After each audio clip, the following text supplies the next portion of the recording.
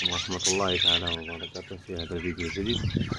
اليوم غادي تشوفوا معنا البادجي تيعوم وسط الماء، وهذا الصيف هذا وحال سخون، وغادي نطلقوا ليه الماء باش يعوم، حيتاش ضروري ليهم العوم تيعوموا في الصيف.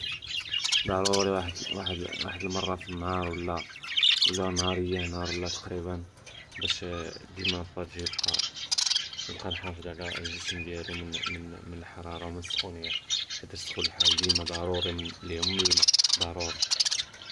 ضروري ليهم الماء. بقاو مع الفيديو تبعو. أنا طلقت ليهم الماء هنايا كما كتشوفو، ها هو نمشيو ليه بوحدهم باش يعومو فيه.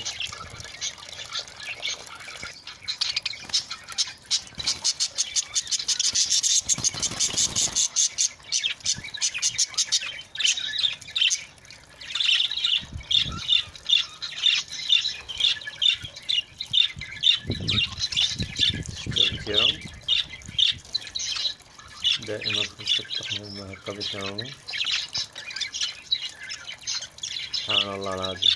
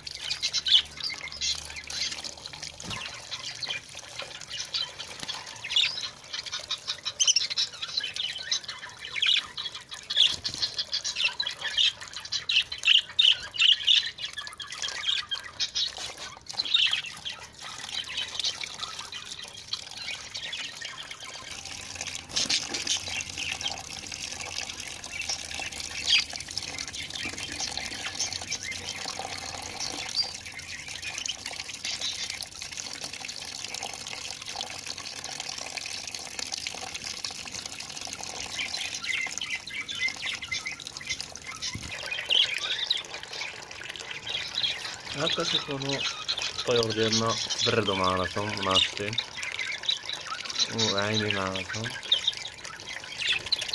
بخير وعلى خير. خويا راه كتشوفو معنا في الصيف هنا بزاف، انا في مغاك ندوز مرات سخون الحال، ضروري ما تعطي العصافير ديالك الماء باش يعومو فيه. كتر ليهم الماء في هاد الصيف، كترو ليهم الماء مزيان في الصيف، تيحتاج الماء بزاف. إذا كنتي باقي جديد معنا ما تنساش الاشتراك في القناة. والسلام عليكم ورحمة الله تعالى وبركاته.